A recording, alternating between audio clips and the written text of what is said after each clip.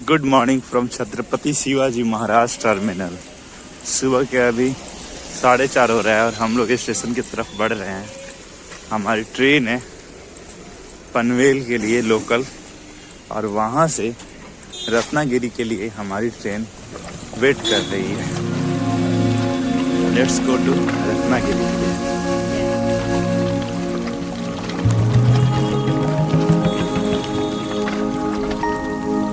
कई मूवी में दिखाया गया, इवन रावण में।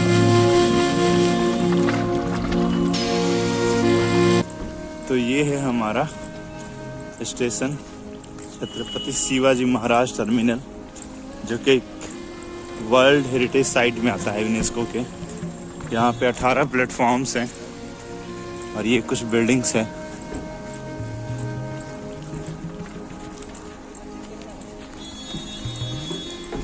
और हमारी ट्रेन इसी पे आने वाली है। यस, दो ट्रेन आ रही है, पनवेल और डोरीगांव। हम लोगों को पनवेल पकड़ना है। कैसे पता चला? 1 नंबर पे पनवेल आ रही है। 1 नंबर ये है। हाँ, तो 1 नंबर पे हमारी ट्रेन पनवेल के लिए आ रही है। एग्जैक्टली उसी समय पे हम लोग अभी पहुंचे हैं यहाँ पे। सुवी, से hi to the camera. She is in the hurry to catch the train and यहाँ का स्टेशन जो है बहुत ही साफ है। अभी सुबह सुबह आप देख सकते हैं, और बड़े बड़े पंखे लगाए गए हैं। तो इंफ्रास्ट्रक्चर इज गुड हियर।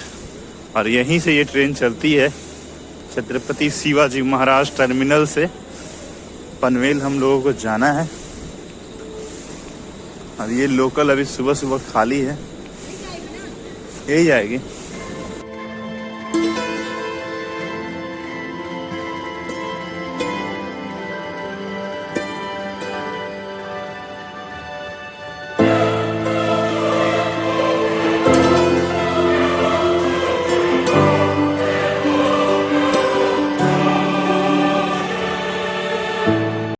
ये लोकल ट्रेन जिसमें भारी भरकम भीड़ की जब हम लोग आ रहे थे तो और वीडियो बनाना क्या, हम लोग को फ़ोन निकालना तक मुश्किल था। और अभी ये पूरी खाली है। हम लोग इससे पनवेल जा रहे हैं। पनवेल से हमारी ट्रेन है। And Abhishek is moving from here to there. सोचो ना, जो ये लटका हुआ है इस पर कितने करोड़ लोगों के हाथों के निशान हैं। Right now we can do the gym here also, this is very much open. और पनवेल हमारा लास्ट स्टेशन है नवी मुंबई का। बड़ा मज़ा आया सुबह सुबह। लोग आ गए हैं पनवेल स्टेशन पे। आपने शॉर्ट्स में या गोलमाल 3 में बहुत देखा होगा, कॉमेडी सीन है। जल्दी बोल, मुझे सुबह पनवेल निकलना है। तो ये वही पनवेल है। ये मुंबई का आउटर स्टेशन है। यहाँ पे हमारी ट्रेन आ रही है और उसको पकड़कर हम लोगों को निकलना है अगले डेस्टिनेशन की ओर।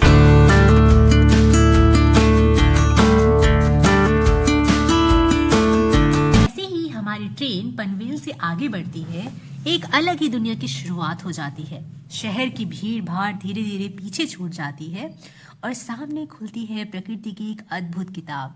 यह है कोंकण रेलवे का सफर, भारत की सबसे खूबसूरत रेल यात्राओं में से एक। आप देख सकते हैं चारों तरफ फैले हरे भरे पहाड़, घने जंगल और बादलों से ढकी चोटियां।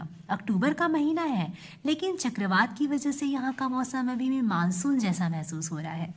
आसमान में तैरते ये गहरे बादल और बीच बीच में गिरती हल्की फुहारें, ऐसा लगता है जैसे प्रकृति ने खुद इस सफर को और भी खास बना दिया हो। खिड़की के बाहर नजर डालिए, छोटे छोटे तालाब, झीलें और पानी से भरे खेत। हर दृश्य एक पेंटिंग जैसा लग रहा है। पानी में झलकते पहाड़ और आसमान, यह दृश्य सिर्फ देखने के लिए नहीं, महसूस करने के लिए है। कोंकण रेलवे सिर्फ एक रेलवे लाइन नहीं है, यह भारत के सबसे कठिन और साहसी इंजीनियरिंग प्रोजेक्ट्स में से एक है। पनवेल से गोवा होते हुए ये रेलवे बहुत सारे घने जंगल, पहाड़, अनगिनत नदियों का सामना करते हुए ना जाने कितने सुरंगों से होकर गुजरती है। हर सुरंग, हर पुल की एक कहानी है, संघर्ष की, साहस की और मानव की अद्भुत। मुंबई से हम लोग रत्नागिरी की ओर निकल चले हैं और ये रहे हमारे सामने वेस्टर्न घाट्स का नज़ारा। एक से बढ़ के एक टनल्स, रिवर्स, नदियाँ, जंगल और बड़े बड़े एकदम ऐसी जगह दूर दूर तक जहाँ कोई ना हो। ऐसी जगहों को क्रॉस करते वक्त हम लोग आगे बढ़ रहे हैं और ट्रेन हमारी थोड़ा पैसेंजर की तरह चल रही है, हर जगह रुक जा रही है। पेंटिंग जैसा सीनरी आ जा रहा है हमारे सामने, जिसको हम लोग घंटों बैठ के निहारते रह सकते हैं। एंड ये देखिए पटरियों के बीच में भी, क्योंकि बारिश बहुत ज़्यादा होती है और ये पूरा एवरग्रीन फॉरेस्ट हो जाता है यहाँ पे।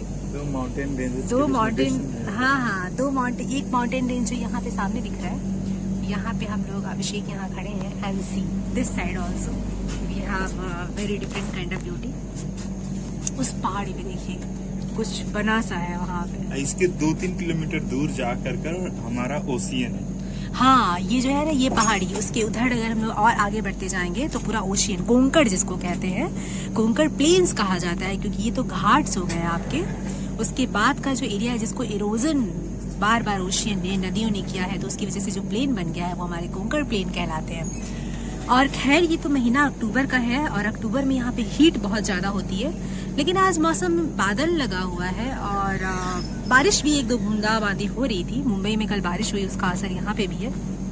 पूरा मौसम सुहाना हो रखा है। कहते हैं कि जब बारिश होती है तो ये और सुहाना हो जाता है, शायद उसी का कुछ ग्लिम्स हम लोगों को मिल रहा है। ये बादल हमारे सामने एकदम बन रहे हैं और दूर वहां पे देखिए एक शहर दिख रहा है। ऐसी गांव तो नहीं है, वो शहर जैसा लग रहा है, क्योंकि वहाँ पे सारे घर कंक्रीट के बड़े बड़े बने हुए हैं। और ये गांव जो भी शहर है वो पूरे जंगलों के झुरमुट के बीच में है। लोग यहाँ पे ये समझ नहीं पाते होंगे कि ये कितने लकी हैं, यहाँ पे रह रहे हैं। उनका एस्पिरेशन मुंबई जाने का होता होगा, लेकिन क्या कहा जाए। अब टैगोर देखते तो इस पे जरूर एक बेहतरीन कविता लिखते, और विवेकानंद देखते तो कहते कि अरे यही प्लेस है जहाँ मुझे बैठ के मेडिटेट करना है। ये कुछ उन प्लेसेस में से एक है। यहाँ पे ऐसा लग रहा है कि एक छोटा सा घर हम भी बना लें। इतनी सारी डाइवर्सिटी है, डाइवर्सिटी तो ट्रेन से अभी फील नहीं हो पा रहा है, बस ऊपर से एक बर्ड व्यू हम लोगों को मिल रहा है। यहाँ पे सबसे सुंदर बात यह है कि वो जो बेसाल्टिक लावा होता है यहाँ पे, जिसपे उपजाऊ नहीं होता है, लेकिन यहाँ का जो पहाड़ है वेस्टर्न घाट्स का, वो पूरा एवरग्रीन फॉरेस्ट से ढका हुआ है। मतलब इतना बारिश होता है इस क्षेत्र में, पूरा बहुत बहुत बहुत बारिश होती है। अभी ट्रेन रुकी है, ट्रेन चल रही है, डाइवर्सिटी है यहाँ पे। हाँ, यह पूरा इलाका पश्चिमी घाट का हिस्सा है, जो कि यूनेस्को वर्ल्ड हेरिटेज साइट भी है। यहाँ की जैव विविधता बेहद समृद्ध है। यहाँ आपको सैकड़ों प्रकार के पेड़ पौधे जैसे सागवान, नारियल, आम, काजू और बांस। जानवरों की बात करें तो यहाँ तेंदुआ, भारतीय गौर बाइसन, कई तरह के बंदर और सैकड़ों प्रजातियों की पक्षियां भी पाई जाती हैं। कोंकण रेलवे ने इस पूरे क्षेत्र को न सिर्फ जोड़ा है, बल्कि यहाँ के लोगों की जिंदगी भी बदल दी है। पहले जहाँ सफर करने में कई दिन लग जाते थे, अब वही दूरी कुछ घंटों में तय हो जाती है। रत्नागिरी स्टेशन पे हम लोग पहुंच चुके हैं और मौसम बहुत सुहाना हो रहा है, क्योंकि रास्ते में बारिश हो गई है। ये है हमारी ट्रेन जो हम लोगों को मुंबई से लेकर आई है, काफ़ी लेट कर दी है। स्लीपर एक्सप्रेस होने के बावजूद भी ये लोकल ट्रेन की तरह ही चल रही थी, हर जगह रुक रुक के आ रही थी। एक पानी का बॉटल अभिषेक यहाँ से ले रहे हैं। और अभी हमारा होटल बुक नहीं है, क्योंकि ऑनलाइन बुकिंग में हम लोग को थोड़ा सा ट्रस्ट कम हो गया है। कल थोड़ा एक्सपीरियंस हमारा सही नहीं था। आज हम लोग जाके ही रूम बुक करने वाले हैं। यहाँ से बीच लगभग 8 किलोमीटर के डिस्टेंस पे है, तो देखते हैं कि हम लोग रूम कहाँ लेते हैं। स्टेशन के पास तो नहीं लेंगे, खैर हम लोगों को सुबह ही कल निकलना है, तो अगर हम लोग जहाँ दूर भी ले रहे हैं तो हम मॉर्निंग में यहाँ आना होगा, क्योंकि कल हमारी यहीं से ट्रेन गोवा के लिए है।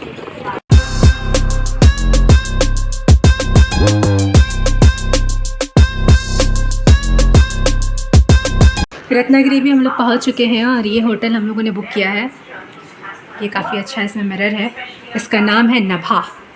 बीच से मात्र 1.5 किलोमीटर के डिस्टेंस पे है, तो हम लोग थोड़ा सा रेस्ट करके फिर बीच की ओर निकलेंगे। शाम का समय है, सनसेट होने के पहले 1-1.5 घंटा। अभी हम लोग जा रहे हैं ओशियन साइड रत्नागिरी में।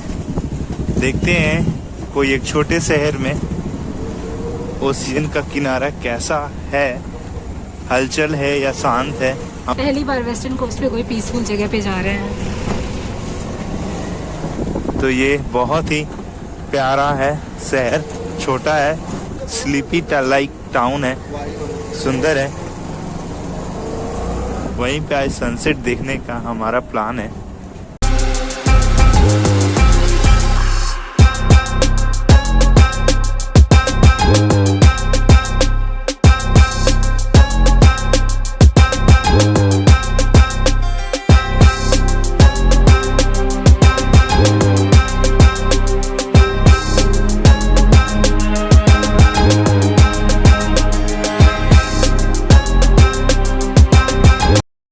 Evening from Ratnagiri.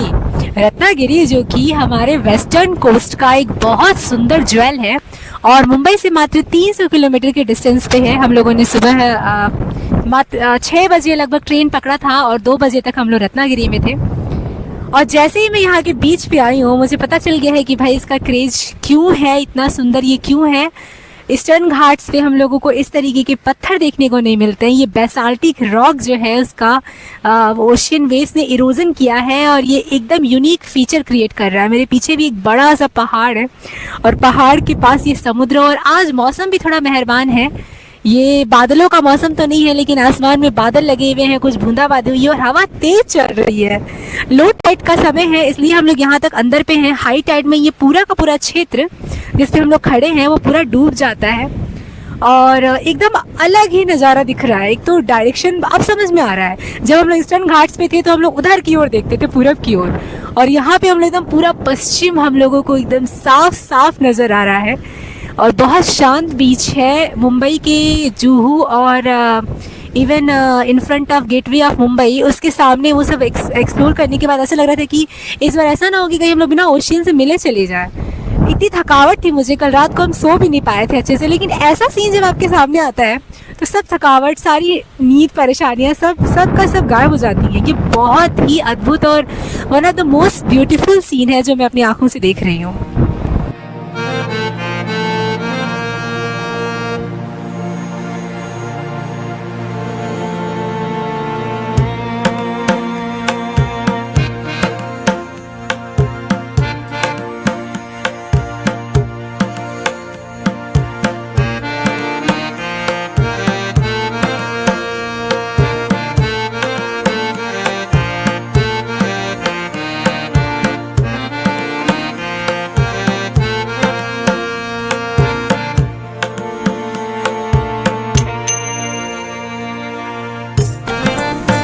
रत्नागिरी का मांडवी बीच है जिसपे लास्ट 2 to 3 आवर्स से हम लोग मस्ती कर रहे हैं, चहलकदमी कर रहे हैं, समुंदर से बातें कर रहे हैं। और जैसे शाम हो चुकी है, सूरज डूब चुका है, आसमान में बादल है और ये हमारा साहिल का किनारा है।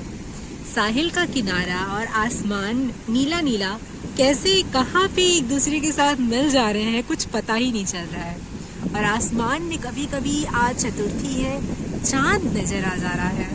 ये पूरे नीले नीले बादल और उसके नीचे ये बड़ा सा समंदर अपने नीले पानी के साथ। अब ये नीलापन तुरंत ही काला में चेंज हो जाने वाला है क्योंकि सूरज की जो बची खुची किरणें हैं जो हमारे सामने कैमरे में दिख रही हैं, वो भी सब किरणें अपने आप को अंदर अंदर समेट रही हैं, छोटा करते जा रही हैं हर मोमेंट पे। और रात इस धरती पे धीरे धीरे उतर रही है। समंदर पे रात को उतरते देखने का एक अलग ही आनंद होता है। और देखिए कैसे दिन अपने आप को समेट रहा है, बहुत ही खूबसूरत। ये है हमारे सामने मुंबई का फेमस भेलपुरी जिसको कई दिनों से हम लोग खा रहे हैं, बट आज हमें एग्जैक्टली इसका नाम पता चला है। ये है भेलपुरी। आज रत्नागिरी में एक के बाद एक हम लोग को टेस्टी चीज़ें मिल रही हैं। ये है हमारा दही पूरी। इसके पहले हम लोगों ने क्या खाया था अभी? सेव पूरी। सेव पूरी। भेल पूरी, सेव पूरी खाने के बाद हम लोग खा रहे हैं दही पूरी।